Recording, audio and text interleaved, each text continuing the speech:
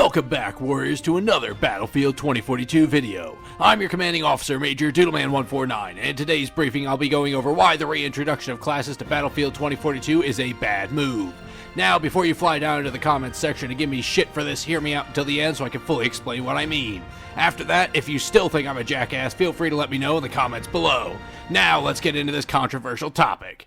So what exactly am I talking about with the brass up at DICE reintroducing the class system to this 2042 conflict? Well, if you've not been actively deployed lately, and if you haven't been keeping up with your comms coming down from HQ, DICE is bringing back the class system of conflicts past as a way to better organize the forces we send into the field.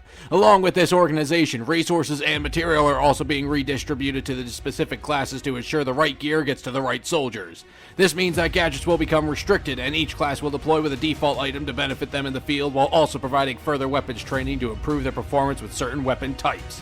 Let me further explain this.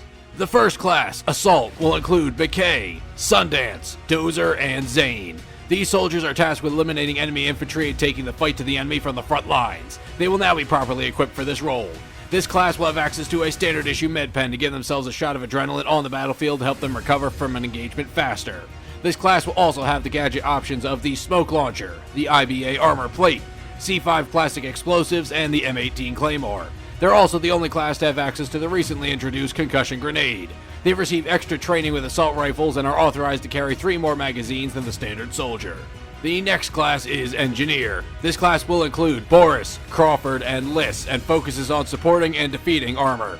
Since Crawford will be a new addition to this class, his mounted Vulcan minigun has been outfitted with higher caliber rounds that are capable of dealing slight damage to vehicles. For their first task, each engineer will be given a repair tool by default to keep friendly armor in the fight for longer. In terms of offensive capability, these soldiers will have access to anti-tank mines, the M5 recoilless rifle, the FXM-33 anti-air missile, the FGM-148 javelin, and an EOD bot. They have also spent more time on the range with LMGs and have increased accuracy while crouching or prone while using one. The support class includes Angel, Irish, and Falk. Irish is the new addition to the support class, and instead of deploying with extra armor, he can now resupply allied gadget ammunition while reviving someone on the battlefield. This class is tasked with keeping friendly infantry alive and supplied. Each support soldier comes equipped with a set of defibrillators that allows them to revive any ally on the battlefield. Seeing as this class is focused on keeping soldiers fighting, they are the only class to be able to bring in ammo and medical crates. They also have access to the Smoke Launcher and the M18 Claymores. For some reason, the brass has had support soldiers do extra training with SMGs so that they can be unholstered more quickly than other weapons. The final class will be the Recon Soldiers. The remaining specialists, Casper, Pike, and Rao, will fall into this class and are tasked with acquiring intel on the enemy and allowing for advanced deployment of friendly forces. To serve this second purpose, an insertion beacon is being supplied to each Recon Soldier, allowing for additional soldiers to be deployed to the front lines at unique positions. In order to gather more intel, HQ has offered them a Tugs, Tracer Dart Gun, Proximity Sensor, and the SOFLAM. For when one of these soldiers needs to be a little more deadly, they also have access to the M18 Claymore and the C5 Plastic Explosive. Recon soldiers have been training their aim to be able to instantly and indefinitely steady their scopes when using sniper rifles, allowing them to be more deadly from a distance. These weapon proficiencies and gadget restrictions are not the best choices that HQ could have made, nor is the sorting of the currently employed specialists. If you want to see the best way to have had these specialists organized and retrained, please see the briefing in the top right of your HUD or check the description below this briefing for a link to that. Now that I've covered the situation going forward in the field, now we have gotten to the meat of this briefing, why this is a bad move on HQ's part. I personally greatly enjoy the class system that the brass has used to deploy us in conflicts past. It brought a great semblance of order and organizations to battles and required soldiers to play their role in the field if they wanted to succeed.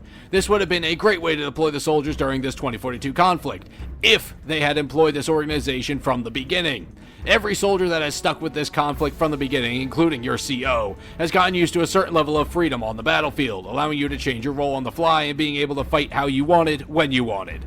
Some soldiers, such as Sundance under the codename KingZook, have even been able to pull off some impressive aerial explosive feats by using the M5 recoilless rifle against air vehicles when deploying her wingsuit. Now, with the organization of the specialists currently employed by the brass, Sundance will no longer have access to the M5, making her less useful against hostile armor.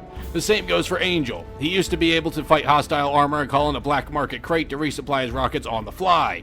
Now that he is strictly regulated to healing or resupplying allies, he cannot deploy the M5 without being court-martialed.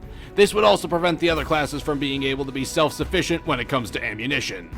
The biggest fault with the brass here is their timing. As I stated earlier, had we initially deployed to this conflict with our classic deployment system, this would be as welcome as it has been with every previous conflict. The problem is that the brass gave us this freedom to engage as we wanted for over a year.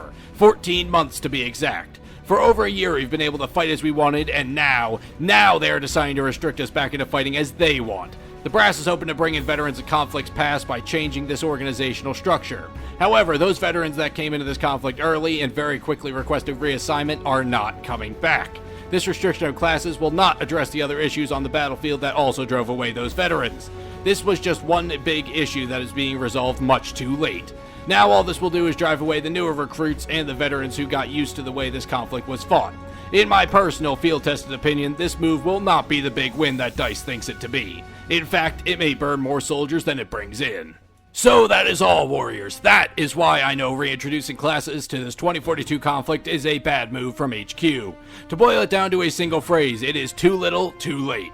This was one change that is only being half-assed by the brass and isn't going to do enough to pull in more soldiers. In fact, it'll drive away some of the current ones. What do you all think about the brass's reintroduction of the class system? Do you think it is a good or a bad move? Permission to speak freely is granted. So if you felt your CO has done an adequate job today in this briefing, then please hit that thumbs up and subscribe button in the bottom right of your HUD to never miss out on more of my coverage of Battlefield 2042. And with that, I've been your CO, Major Doodleman 149, and until our next briefing, you are all dismissed!